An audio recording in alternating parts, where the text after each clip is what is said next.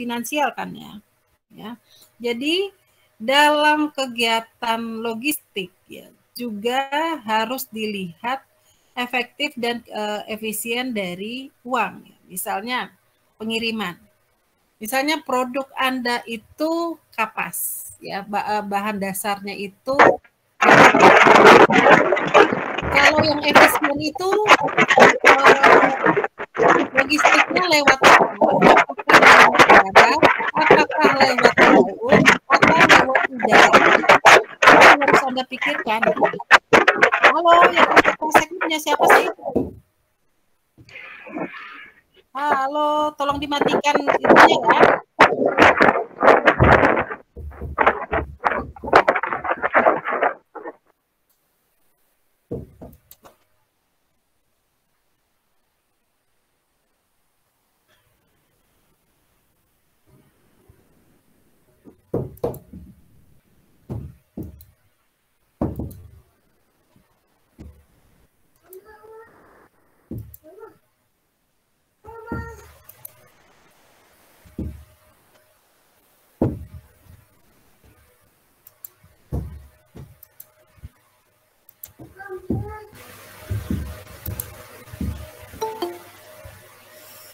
Halo, saya lanjutkan lagi ya. Jadi fungsi logistik yang kedua adalah tujuan logistik yang kedua adalah tujuan keuangan. Jadi dalam kegiatan logistik itu harus diperhatikan keefektifan dan keefisienan. Ya, tadi Anda menyatakan bahwa antara efektif dan efisien itu beda. Oke. Kalau yang efektif itu kaitannya dengan uang atau waktu? Kalau waktu. Kalau efisien? Dengan biaya. Biaya. Jadi kalau dalam logistik itu yang efisien itu apa? Yang gimana? Biaya pengiriman gitu, Bu. Ya, misalnya tadi saya kasih contoh kasus, kalau misalnya produk Anda itu bahan bakunya dari kapas. Anda mau ngirim, misalnya gudang bahan bakunya itu ada di daerah Jawa ya, Kapuk banyak dari Jawa kan, misalnya daerah Pati sana, Jawa Tengah. Sedangkan pabrik Anda yang untuk membuat spring bed itu adanya di daerah Serang. Pasti ada sarana transportasi dong untuk pengirimannya ya. Transportasinya kan ada macam-macam. Bisa lewat darat, bisa lewat laut, dan bisa lewat udara. Kalau yang efektif itu lewat apa? Lewat darat, Bu. Kenapa lewat darat?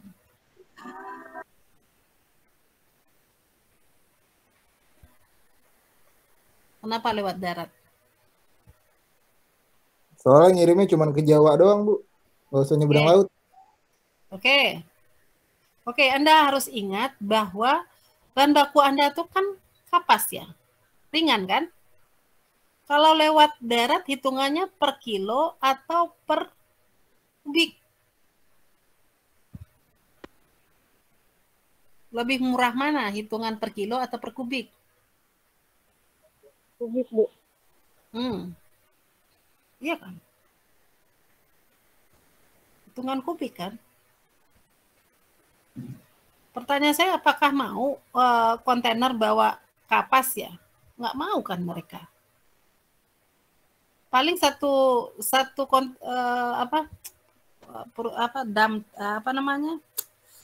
mobil engkel ya, mobil apa double box atau apa tuh paling satu box tuh berapa kilo sih?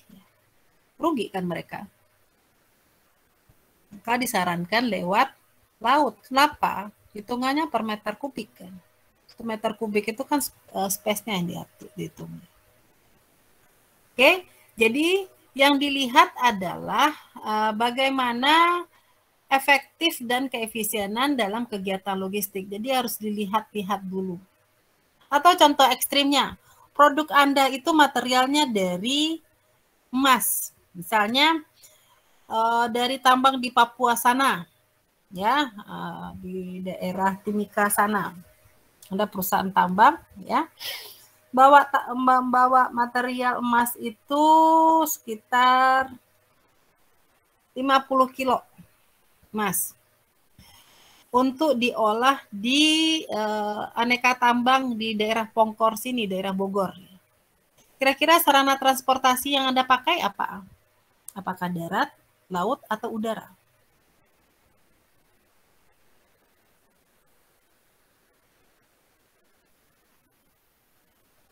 Oke, kan ada hitungan tuh kalau Anda rajin ngecek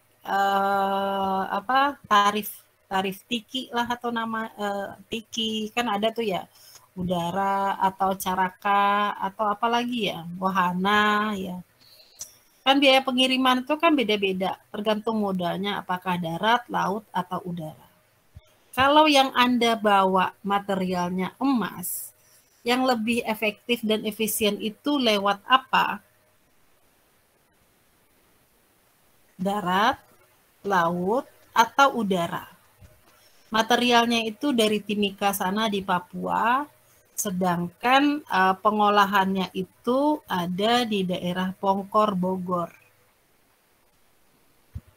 Ya.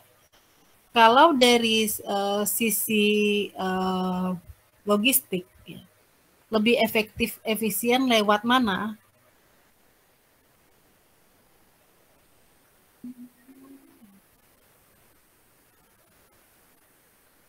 Halo.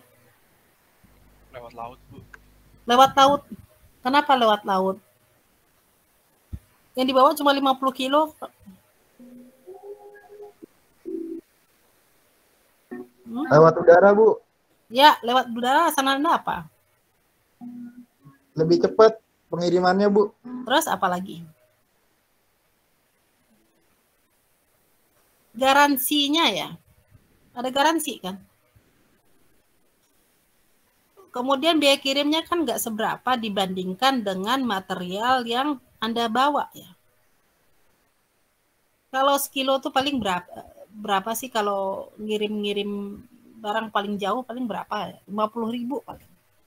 Ya. Walaupun 3 hari, 4 hari masih oke lah. Kalau di laut ya, laut tuh resikonya juga cukup besar kan. Karena sering transit, ya transit itu kan tingkat keamanan dari barang juga masih dipertanyakan. Oke, itu salah satu contoh dalam efektivitas dan efisiensi dari aktivitas logistik. Oke, ada pertanyaan sebelum kita lanjut? Belum, Bu. Kalau nggak ada, kita lanjut ya. Yang ketiga adalah tujuan pengamanan.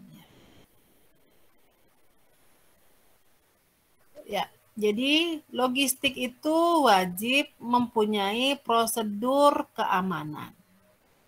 Ya. Oke. Saya rasa semua Anda itu pernah belanja di marketplace ya, online ya. Ada pilihan itu kan, pilihan pengiriman kan ya.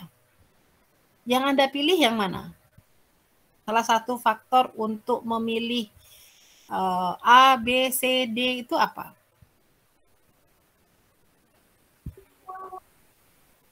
Cepat nyampe, Bu. Terus apa lagi? Harganya, Bu. Harga. Terus apa lagi? Misalnya yang Anda beli itu barang elektronik atau barang pecah belah lah ya. Keamanannya ya. Jangan sampai pas Anda beli itu bagus, tapi pas Anda pakai ya rusak ya. Yang Anda harus perhatikan salah satunya adalah keamanan ya. Ada jaminan keamanan dari benda atau produk yang Anda beli kan. Ya kan? Bukan hanya harga saja, oke lah harganya murah.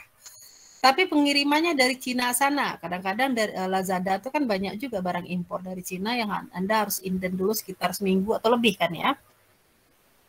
itu kan pengiriman cukup jauh itu ya. Salah satunya bukan harga aja yang Anda perhatikan, ya. Salah satunya adalah jaminan keamanan atau Anda yakin bahwa barang yang Anda beli itu sampai di tangan Anda dengan kondisi yang siap pakai ya.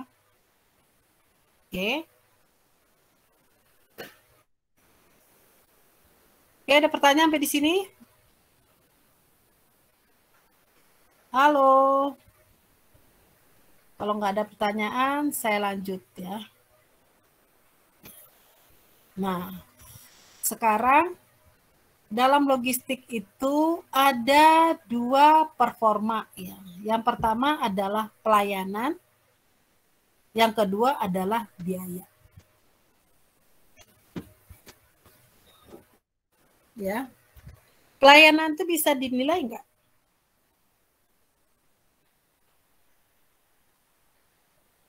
Halo. Suatu benda dikatakan bermutu atau tidak ya. Kalau benda kan jelas ya, tapi kalau pelayanan bisa dinilai nggak? Bisa, Bu. Mutunya dari apa? Misalnya nih, sebenarnya kan dalam proses itu hasil dari suatu proses itu kan ada 2 ya. Bisa produk, bisa jasa. Ya. Kalau jasa yang dikatakan bermutu itu kapan? Misalnya nih Anda ke rumah sakit nih. Rumah sakit itu ada kan mutunya yang Anda nilai ya? Kapan dikatakan rumah sakit itu bermutu? Kalau pelayanannya memuaskan. Dikatakan memuaskan kapan?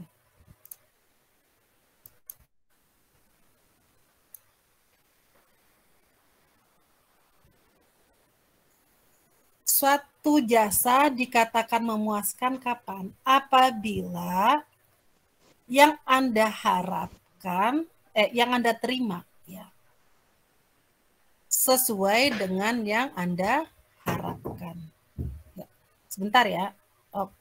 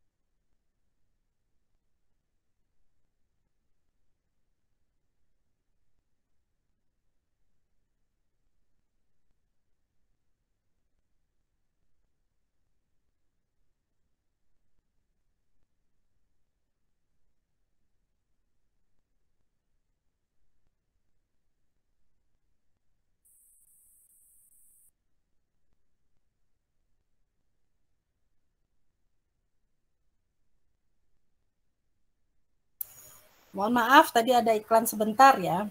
Ya, misalnya Anda mempergunakan jasa transportasi online, ya. Anggaplah Gojek atau Grab ya. Anda katakan bermutu itu kapan?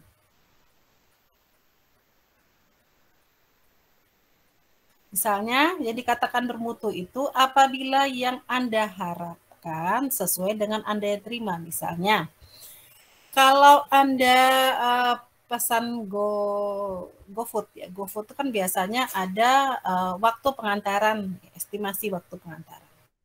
Misalnya di GoFood itu dikatakan 30 menit sampai. Ternyata dalam 20 menit sampai.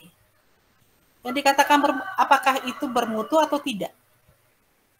Beruntung, Bu. Bermutu ya, karena yang Anda harapkan, yang Anda terima lebih besar daripada yang Anda harapkan.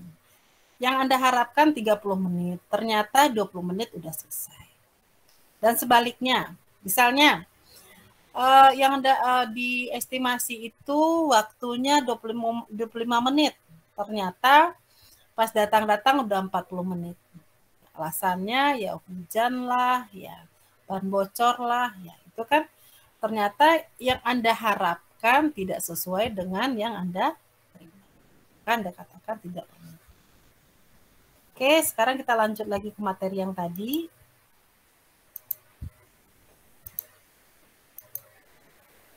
Ya, jadi dalam aspek pelayanan, tingkat pelayanan itu ya yang diperhatikan dalam performa logistik. Misalnya pengiriman. Ya, pengiriman misalnya Anda belanja online. Belanja online itu kan ada prediksi barang diterima kapan kan? Ya. Yang Anda katakan bermutu itu kapan ya? Performa logistiknya itu bagus kapan? Apabila pengiriman itu sesuai dengan waktu prediksi. Ya. Kan ada kalau para suramantu mengatakan ada 5 aspek dalam service quality serpol ya. Ada keandalan ya, ada 5 aspek ya. Jadi dalam 5 aspek itu bisa dikatakan bermutu ya. Ada keandalan, ya, reliability, estetik, ya, assurance, ya. Yang kedua, performa logistik itu adalah cost atau biaya. Ya, tadi kan Anda mengatakan dalam pengiriman itu yang salah satu aspek yang Anda lihat adalah berapa biayanya. Ya. Biasanya yang Anda pilih itu adalah biaya yang lebih murah kan ya. Jadi dalam aspek logistik ya ada 2 hal yang menjadi performa. Yang pertama adalah servisnya, yang kedua adalah biaya. Oke, ada pertanyaan sampai di sini? Kalau nggak ada kita lanjut ya. Oke, ini kegiatan logistik. Kegiatan logistik itu secara garis besar bisa diklasifikasikan beberapa kegiatan. Yang pertama adalah pelayanan pelanggan atau customer service, ada prediksi permintaan, ada manajemen persediaan, ada komunikasi logistik. Komunikasi logistik itu contohnya apa?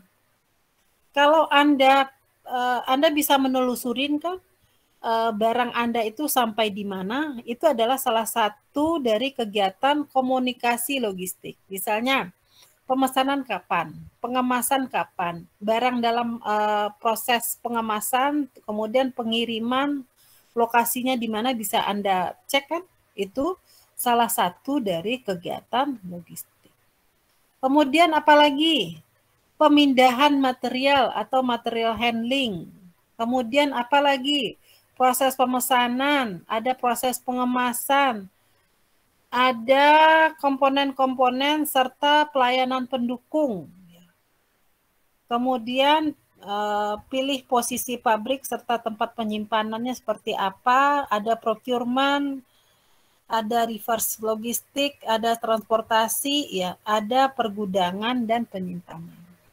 Nanti saya akan liatin video Anda biar Anda ngerti kegiatan logistik itu terdiri dari apa saja. Oke. Ya, sekarang yang terakhir kita belajar tentang manajemen logistik. Kalau manajemen itu merupakan sebuah proses ya yang integrasi, terdiri dari beberapa kegiatan keluar masuknya benda yang terjadi dalam skala organisasi. Jadi karena kita belajar tentang manajemen, berarti ada sebuah proses yang terintegrasi dari kegiatan apa? Ada kegiatan masuk dan ada kegiatan keluarnya benda, informasi, kemudian apalagi tadi uang ya dalam skala organisasi. Oke. Saya yakin masih banyak pertanyaan dari Anda. Ini hanya pembuka dari materi ini, ya. Ada pertanyaan? kalau nggak ada pertanyaan ya, saya akan tampilkan video yang mungkin akan menambah wawasan Anda.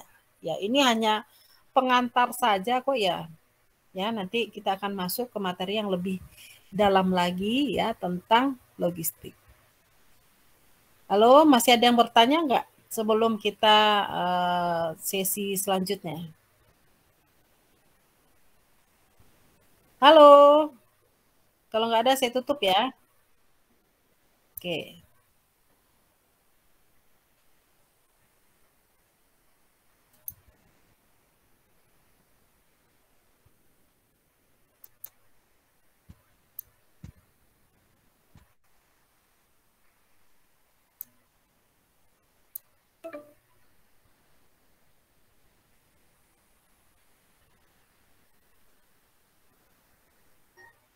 Get a real-time bird's-eye view of your projects.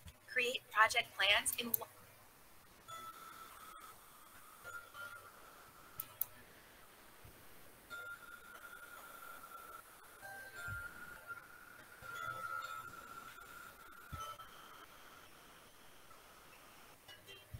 Hai, kembali lagi bersama Boxman.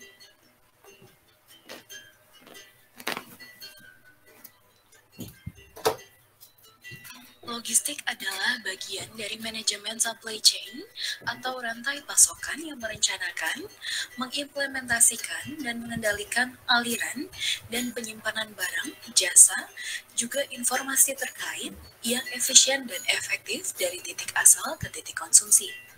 Aktivitas yang terlibat dalam pemindahan barang ke tempat yang tepat pada waktu yang tepat dalam istilah luas disebut sebagai logistik atau distribusi.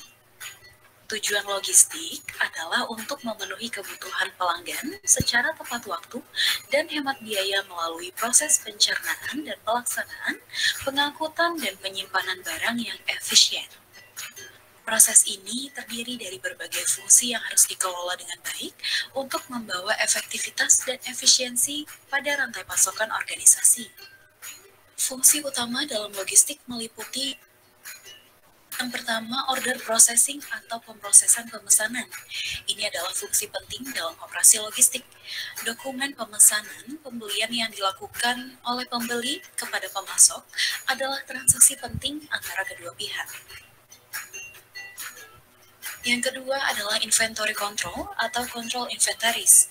Manajemen persediaan adalah menyimpan persediaan yang cukup untuk memenuhi kebutuhan pelanggan dan secara bersamaan biaya penyimpanannya harus rendah-rendahnya.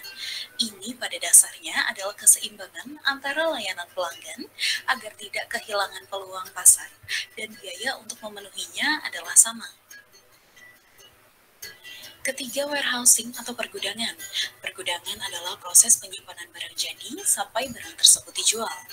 Ini merupakan hal yang penting dalam operasi logistik sebuah perusahaan. Efektivitas pemasaran organisasi bergantung pada keputusan yang tepat tentang pergudangan. Keempat adalah transportation atau transportasi. Ketika pesanan dilakukan, proses dilanjutkan sampai barang dipindahkan secara fisik ke tempat pelanggan. Perpindahan fisik barang dilakukan melalui berbagai moda transportasi. Fungsi kelima adalah material handling and storage atau penanganan dan penyimpanan material. Sistem penyimpanan penting untuk pemanfaatan ruang secara maksimum dalam sebuah luasan gudang tertentu. Sistem penanganan material harus mendukung sistem penyimpanan untuk pergerakan cepat seperti penyimpanan dan pengambilan barang masuk juga yang keluar dari gudang. Kecepatan pergerakan inventaris belum ada. Bentar, waduh, saya pikir tadi udah masuk. Bentar, teman-teman ya. Keenam adalah packaging atau pengemasan. Pengemasan logistik adalah elemen penting dalam distribusi fisik suatu produk yang memengaruhi efisiensi sistem logistik. Kemasan memainkan peranan penting dalam perlindungan kerusakan, kasus penanganan material, dan penghematan ruang penyimpanan. Fungsi terakhir adalah information atau informasi. Logistik pada dasarnya adalah aktivitas pergerakan inventaris berbasis informasi di seluruh rantai pasokan. Oleh karena itu, sistem informasi berperan layanannya. dan penyimpanan material, sistem pemesanan dan penyimpanan material, sistem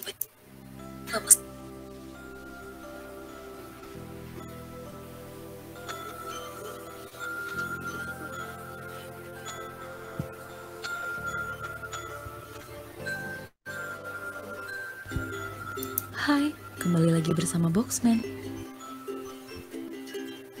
Hai, kembali lagi bersama Boxman.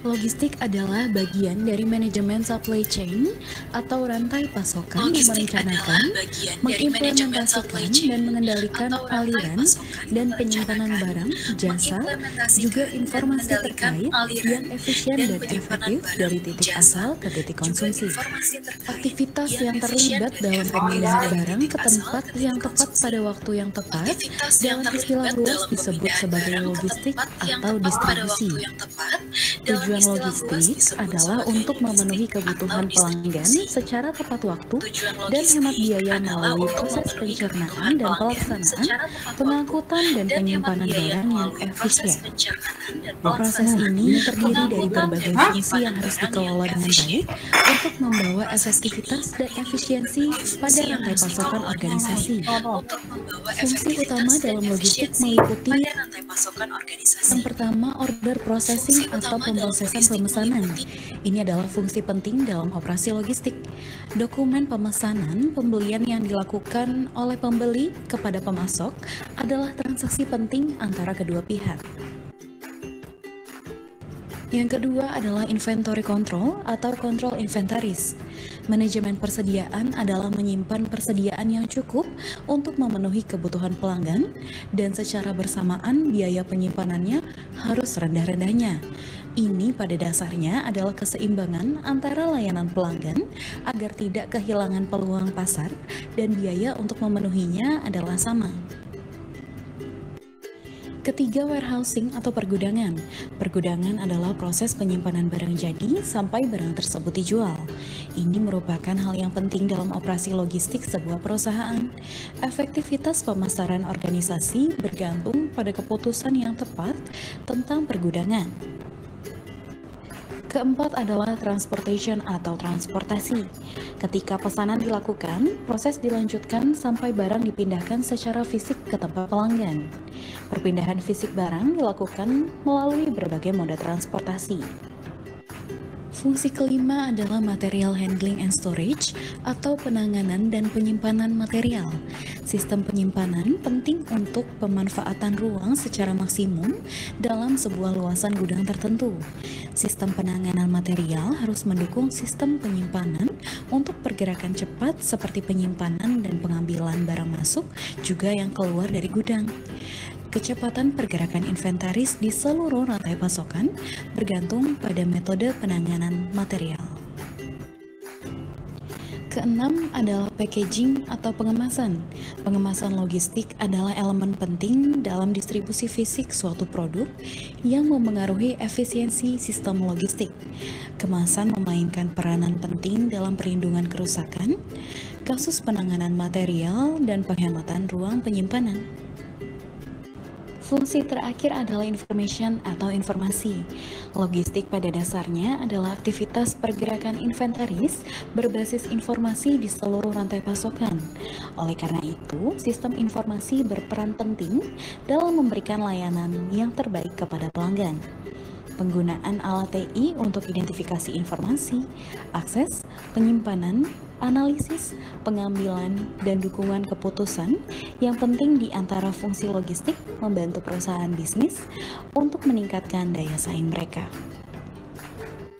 Nah, sekian dulu pendahuluan mengenai definisi, peran, serta tujuan logistik ya. Semoga informasi ini bermanfaat untukmu. Jangan lupa untuk like video ini dan subscribe channel Boxman Asia. Nyalakan juga notifikasi agar kamu tidak ketinggalan informasi-informasi menarik seputar logistik.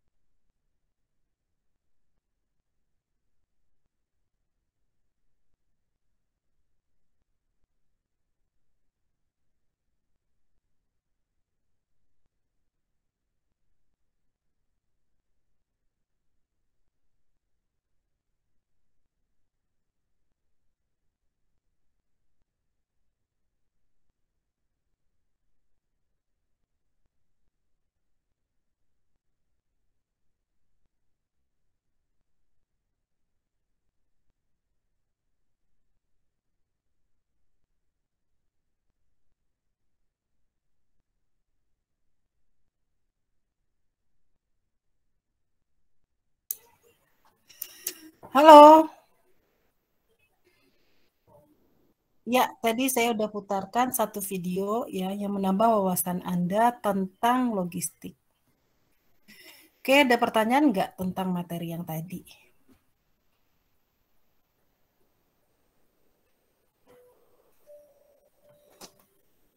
Oke.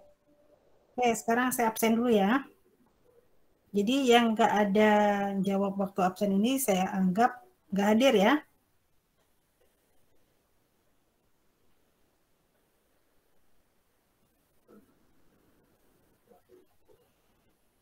Rifka? Hadir, Rifka? Bu. Hadir, Bu. Hadir. Angga? Angga Ferdinand Gultom? Angga? Amir? Amir?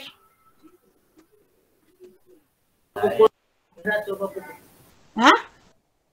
Kenapa Eki? Amir? Pencet unmute ku tadi. Amir tadi mau masuk meet, Bu, tapi nggak di Bu. Telat ya. Telat.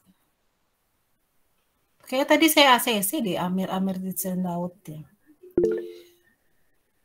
Oke. Sekarang Uswatun Hasanah. Uswatun.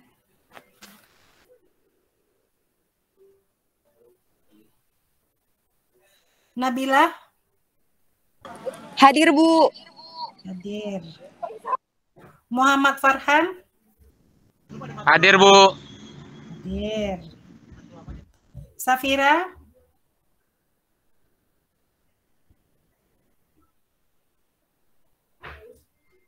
Hadir, Bu.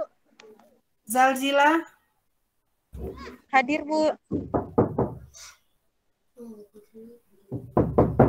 Regina. Oke. Oke, tadi udah absennya udah segitu. Saya nggak akan ngabsen semuanya, saya cuma ngambil beberapa sampel aja untuk memastikan Anda hadir dalam perkuliahan saya. Oke, tadi saya udah tampilkan sebuah video tentang pengantar dari logistik. Ada yang mau bertanya nggak tentang materi yang tadi? Bu. Ya. Tadi saya pakai laptop, suaranya nggak ada, Bu. Saya tadi bilang hadir. Oh iya. Ya, Bu. Yang Angga. Ya. Angga, oke. Iya. Ya, Bu. Oke. Ada pertanyaan nggak?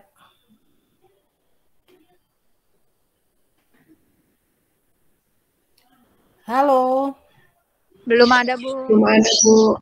Kalau nggak ada pertanyaan, silahkan. Ini ada satu materi lagi.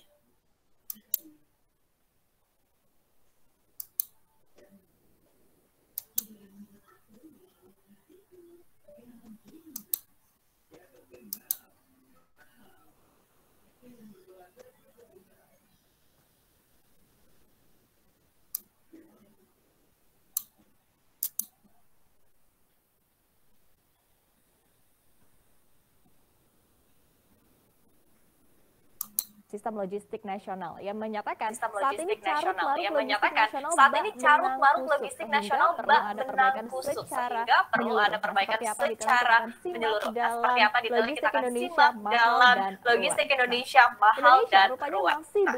Indonesia rupanya masih belum kompetitif dalam hal logistik. Jadi menurut Sri Mulyani saat ini biaya logistik Indonesia masih mahal. Bahkan biaya logistik kita rupanya masih kalah jauh jika dibandingkan dengan negara-negara tetangga kita seperti Singapura dan juga Malaysia. Sebagai contoh, kita mengeluarkan 23,5% dari produk domestik bruto atau PDB untuk biaya logistik saja.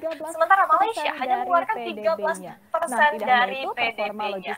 Nah, tidak hanya itu, performa logistik ease of doing business dalam hal waktu untuk menyelesaikan proses logistik di Indonesia ini rupanya belum ada perbaikan yang signifikan alias masih stagnan. Trading across borders, EOTB kita pun juga rupanya hanya naik sedikit saja dari 67,3 di tahun 2019 menjadi 66,3 di tahun 2020. Ini artinya adalah tidak terlalu bagus. Kemudian dengan kata lain ini juga bisa disebutkan bahwa upaya untuk melakukan reformasi logistik di tanah air pun ini jadi satu keharusan. Untuk itu, pemerintah meluncurkan ekosistem logistik nasional demi menata kembali sistem logistik tanah air yang mana diharapkan ke depannya ini biaya logistik yang masih berada di 23,5% dari PDB tadi ini bisa menyusut ke 17% dari PDB saja. Nah, penurunan 5 hingga 6% ini nantinya akan dikontribusikan dari proses biaya logistik begitu dari hulu ke hilir. Seperti apa detailnya? Kita akan simak di slide. Nah, ini adalah gambaran ruwetnya. Nah, ini adalah gambaran ruwetnya logistik kita saat ini. Jadi seperti benang kusut begitu ya. Nah, begitu banyak instansi yang terlibat dan bahkan lebih dari 18 lembaga ini hanya untuk proses pengiriman barang saja. Belum lagi selama ini juga sistemnya pun juga masih manual. Jadi bayangkan betapa ribetnya untuk proses logistik di tanah air. Kemudian dari sistem yang ruwet ini, pelaku usaha baik importir, eksportir, dan juga pelaku logistik ini harus melakukan suatu proses atau mensubmit dokumen yang berulang-ulang atau repetitif. Dengan kata lain ini adalah proses logistik ini ribet dan amat sangat memakan waktu. Belum lagi tingkat penerapan otomasi yang berbeda dan juga ketiadaan platform logistik dari hulu ke hilirnya. Sebetulnya ini hal senada juga pernah diungkapkan oleh Supply Chain Indonesia terkait dengan penyebab lengkapnya biaya logistik. Di antaranya adalah perkara keseimbangan volume muatan, kemudian ada juga masalah konektivitas antar wilayah yang belum terbangun secara merata, atau dengan kata lain adalah perkara infrastruktur. Kemudian sistem logistik nasional yang tidak efektif, mungkin ini bisa menjadi garis bawah begitu ya, sistem yang tidak efektif, dan juga belum adanya UU logistik dan kelembagaan logistik. Nah, alasan-alasan inilah yang akhirnya membuat logistik tanah air ini belum kompetitif, sehingga dengan tadi diluncurkannya ekosistem ini diharapkan akan ada semacam kemudahan dan juga kejelasan prosesnya, tadi lagi-lagi dari hulu ke hilir ke depannya. Dengan adanya ekosistem pertanyaannya adalah dengan adanya ekosistem ini seperti apa kemudahan yang ditawarkan. Nah, dalam paparan yang disampaikan, ekosistem logistik nasional ini akan mengandalkan platform digital. Jadi mulai dari dokumen sharing antar lembaga sehingga pelaku usaha ini tidak perlu bolak-balik nih dari sini harus ke sini, kemudian lagi harus melakukan proses repetitif, tapi tadi bisa dilakukan dengan efisien begitu, sehingga kemudian juga ada proses-proses lainnya yang dibikin lebih simpel juga, seperti misalnya pemesanan truk ini dapat dilakukan secara online dan juga pembayaran melalui platform digital. Artinya ekosistem ini memang tujuannya adalah untuk memangkas waktu dan proses yang berbelit dalam pendistribusian barang. Jadi kedepannya juga diharapkan agar ada peningkatan logistik Indonesia di mata dunia ini bisa naik. Pertanyaannya adalah seperti apa sih posisi performa logistik Indonesia di dunia saat ini? Nah, ini dia jawabannya. Jadi dari 160 negara, Indonesia rupanya menempati posisi ke-46 di dunia atau peringkat yang kelima di ASEAN. Nah, kini dengan adanya sistem yang baru tadi diharapkan bisa menembus posisi 30 besar di dunia. Apakah ini sebuah mimpi yang dulu kita akan lihat seperti apa faktanya? Penilaian logistik performance index ini mengacu kepada 6 komponen, yaitu customs atau bea cukai, infrastruktur, tracking dan juga tracing, ease of international shipment ataupun juga kemudahan pengiriman internasional hingga kualitas layanan logistik, serta timelines ataupun juga ketepatan dari waktu. Dan ini adalah nilai untuk performa Indonesia di tiap-tiap kategori yang tadi sudah disebutkan. Nilai untuk Indonesia itu di sini nilai untuk Indonesia itu untuk custom ataupun juga bea cukai ini berada di angka 2,67. Kemudian untuk infrastruktur ini ada di 2,9. International shipments ini ada di sekitar 3,23. Kemampuan logistik di 3,1. Kemudian tracing dan juga tracking ini ada di 3,3 dan timeless ini ada di 3,6. Sehingga totalnya untuk LPI score Indonesia ini adalah 3,6. Sementara negara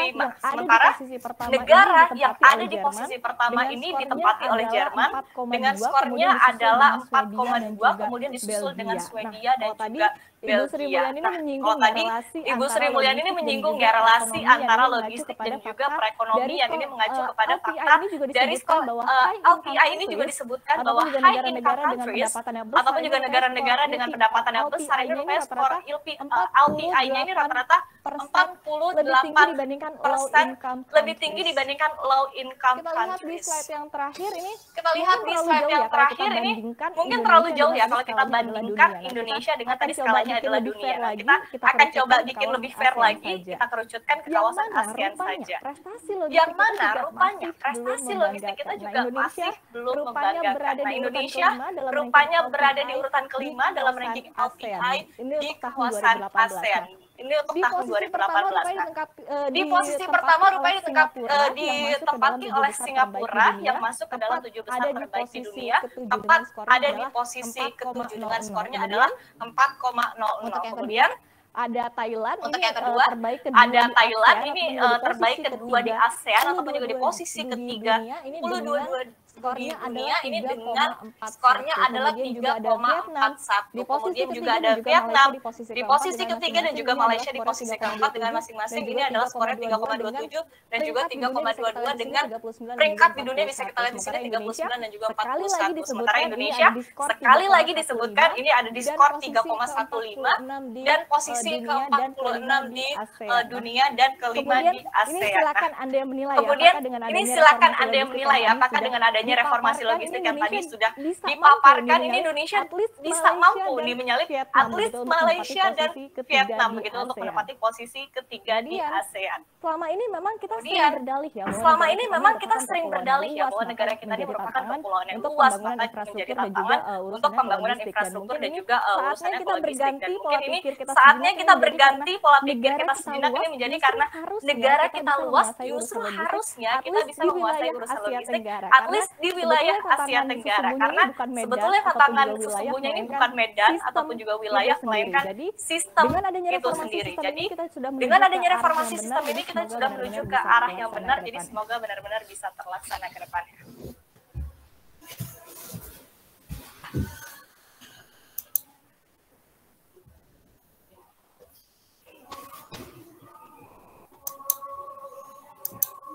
Halo. Ya, tadi udah menyimak video yang tadi. Iya, silahkan.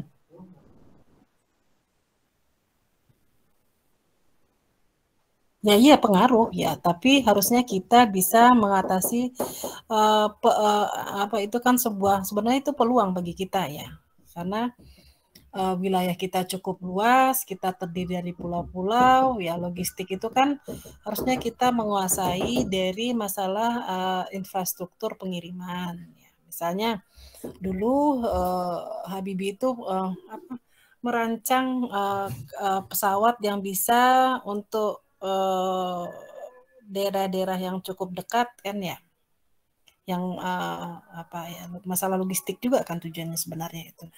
Jadi transportasi antar bukan hanya orang saja, tapi barang, bahan baku, produk, ya informasi bisa lebih cepat. Ya. Sebenarnya itu peluang bukan ancaman bagi kita ya, karena kalau untuk menguasai daerah yang cukup beragam itu kan banyak ilmu yang harus bisa kita kembangkan di sini dan banyak peluang. Karena gini. Dalam bisnis itu, satu masalah itu adalah peluang untuk sebuah bisnis ya. Masalah ya. Misalnya, masalah kemacetan. Berarti itu banyak peluang bisnis yang ada dalam kemacetan ya. Muncullah sarana transportasi online yang dulu mungkin kita nggak pikirkan ya. Atau masalah transportasi itu akhirnya keluarlah MRT, LRT yang bisa membawa dalam sekali perjalanan itu banyak orang yang bisa terakomodir. Ya. Jadi tadi kan dikatakan bahwa kita harus merubah mindset kita bahwa yang jadi masalah itu bukan masalah wilayah kita luas atau pulau kita banyak, tetapi itu adalah suatu peluang bagi kita. Oke, ada pertanyaan lagi?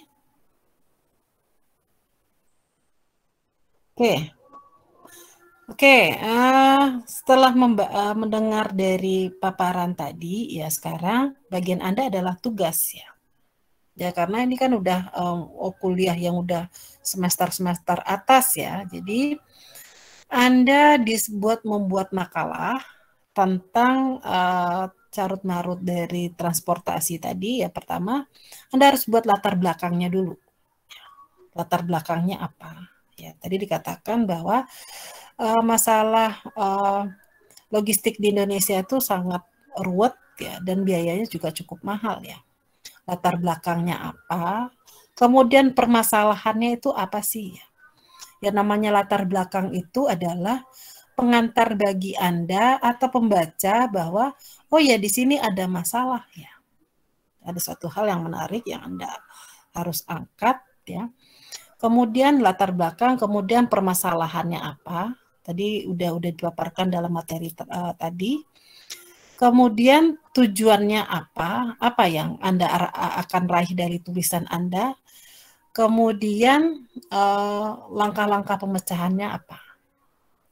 Ya, karena ini tugasnya masih baru ya, jadi saya ingin melihat kemampuan Anda dalam menangkap suatu fenomena masalah ya, kemudian dalam tulisan ya. Karena semester depan Anda mungkin ada yang KP atau mungkin ada yang TA ya. Jadi udah mulai belajar dari sekarang mengangkat suatu masalah yang ada di sekitar Anda ya dari sudut pandang ilmiah. Ya. Tugasnya saya tunggu seminggu dari sekarang. Ya, buatlah sebuah paper ya. Paper yang lengkap ya tentang pertama latar belakang, ya permasalahan, kemudian tujuan, kemudian langkah-langkah pemecahannya itu apa sih yang Anda tawarkan ya. Misalnya Anda membaca dari suatu teori ya atau suatu pendapat dari ahli. Oke, ada pertanyaan?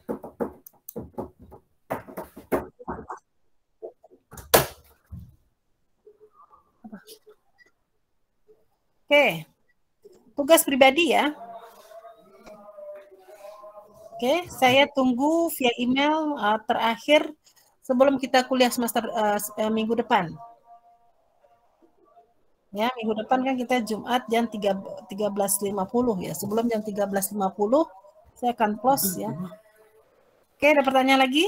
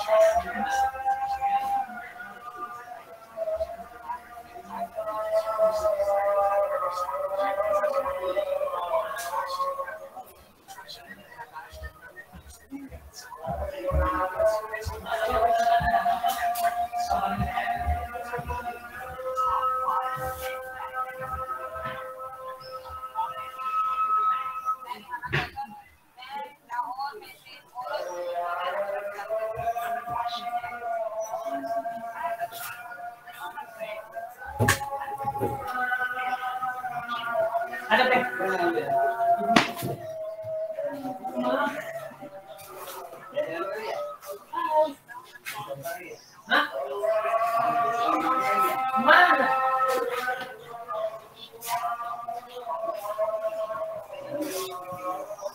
bapaknya lagi kok bisa bawa dalam ya? Iya enggak ada. Ini Bu. Siapa yang mau?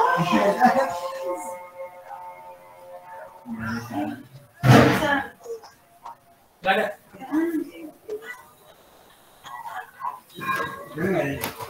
Stop.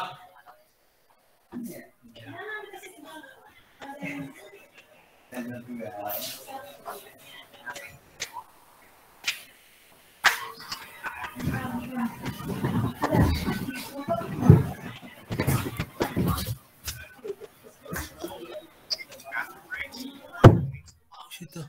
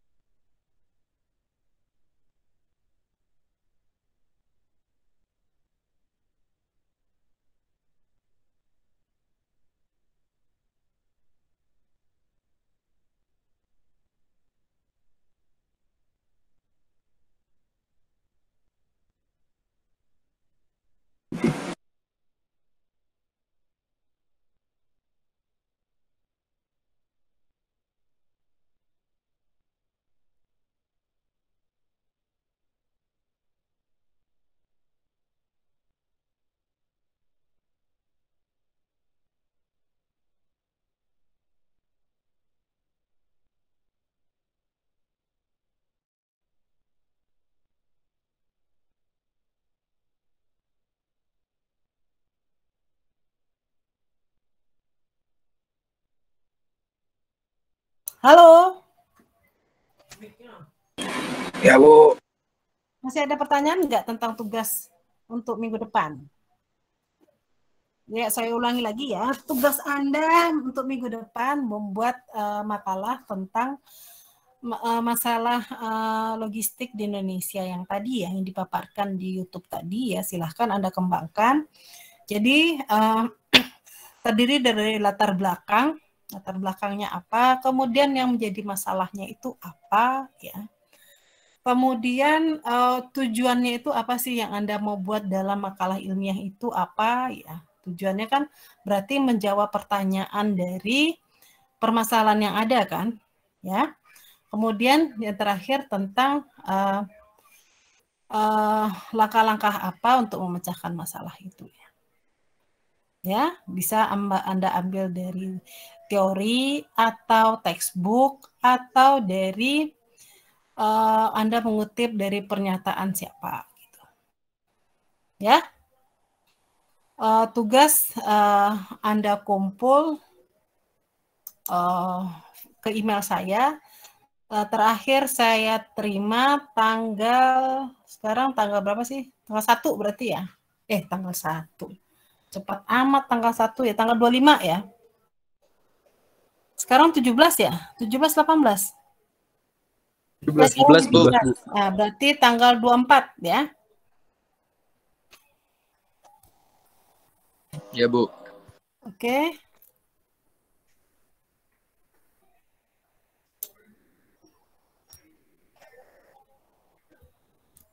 Oke, ada pertanyaan? Bu, maaf Bu. Ya, untuk silakan. absen di LMS kok nggak bisa Bu ya? Waduh, saya juga nggak ngerti juga itu ya. Nanti saya coba tanya ke Mas Noval ya kenapa ya, mungkin ada apa jaringannya lagi down atau gimana ya. Tapi materi bisa kan Anda buka? Atau nanti saya entry sendiri aja, saya entry manual sesuai